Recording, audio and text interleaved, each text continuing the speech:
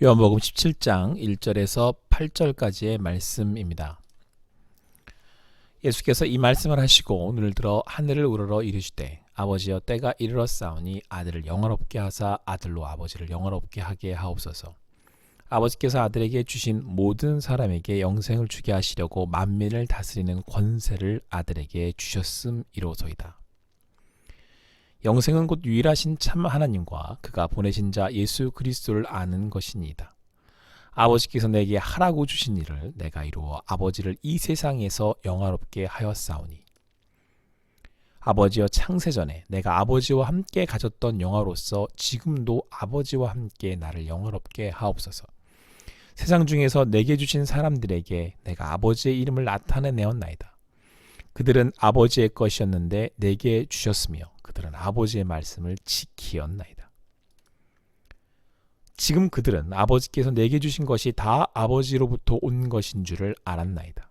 나는 아버지께서 내게 주신 말씀들을 그들에게 주었사오며 그들은 이것을 받고 내가 아버지께로부터 나온 줄을 참으로 아오며 아버지께서 나를 보내신 줄도 믿었사옵나이다.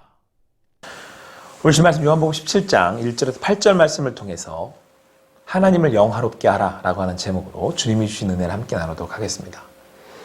여러분 오늘 말씀은 예수님께서 십자가를 지시기 전에 하나님께 향한 기도의 내용입니다.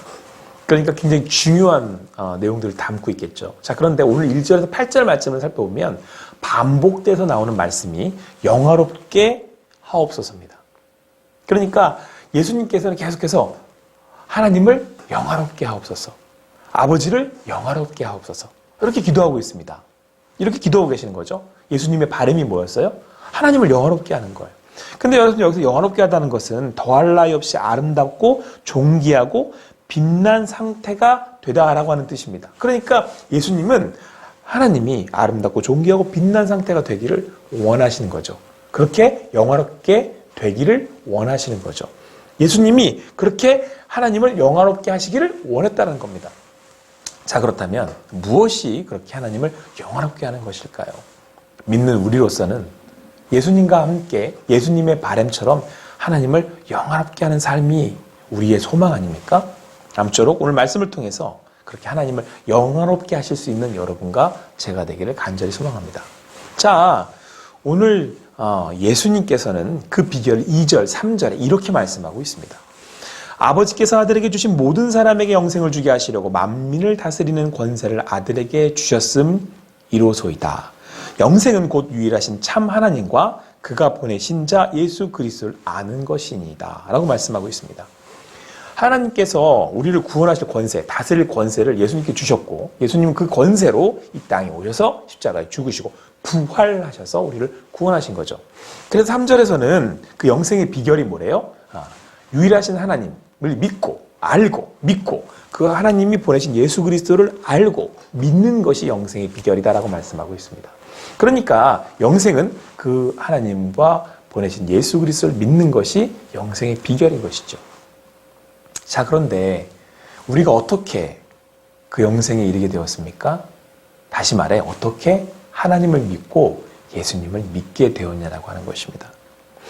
오늘 성경에서는 이렇게 말씀하고 있습니다. 제가 읽겠습니다. 7절, 8절을 제가 읽겠습니다. 지금 그들은 아버지께서 내게 주신 것이 다 아버지로부터 온 것인 줄 알았나이다. 자, 여기서 여러분 지금이에요. 그 얘기는 예전에는 안 그랬다는 거예요.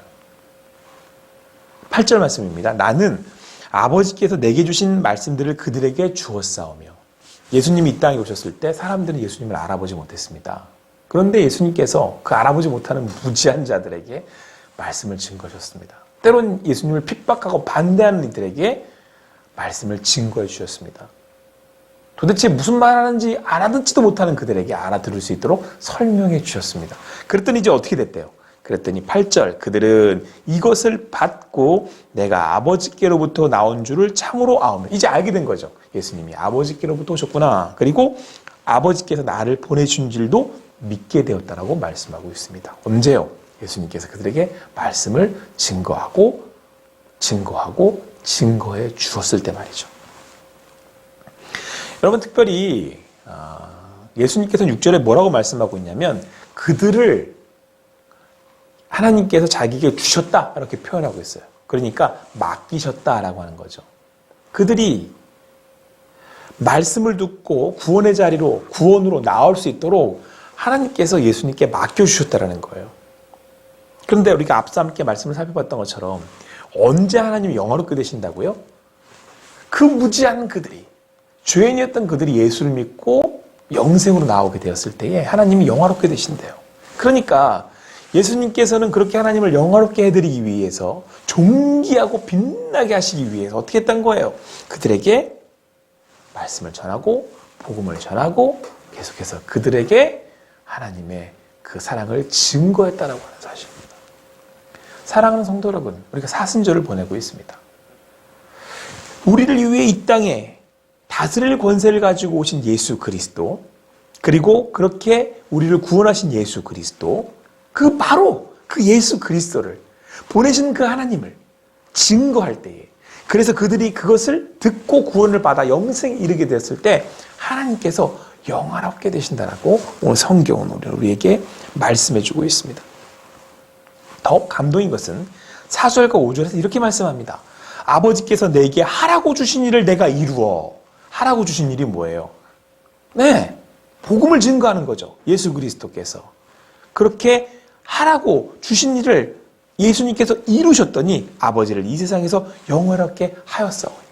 이 땅에서 예수님께서 그 말씀을 증거하여 그들이 영생에 이르게 되었을 때, 하나님을 믿게 되었을 때 하나님이 영원하게 되셨다라고 말씀하고 있잖아요. 그래서 5절 말씀, 아버지여, 창세전에 내가 아버지와 함께 가졌던 영화로서 지금도 아버지와 함께 나를 영화롭게 하옵소서. 자, 창세전에 예수님은 하나님과 함께 하셔서 그 하나님의 영화로움을 누리셨어요. 그런데 지금 여기도 하나님과 함께 영화롭게 되신대요. 하나님이 영화로움을 받으신대요. 언제? 그 복음이 증거되어 그들이 영생에 이르게 되었을 때. 사랑하는 성도 여러분, 시대가 악하고 어둡다고 이야기합니다. 그러나 진리는 날로 새롭죠. 그 진리이신 예수 그리스도를 증거할 때 하나님이 영화롭게 되십니다. 그 하나님이 기뻐하십니다. 그 하나님이 이 땅 가운데 영화롭게 되십니다. 사순절을 보내고 있습니다. 어떻게 우리가 이 어두운 시대에 하나님을 영화롭게 해드릴 수 있겠습니까?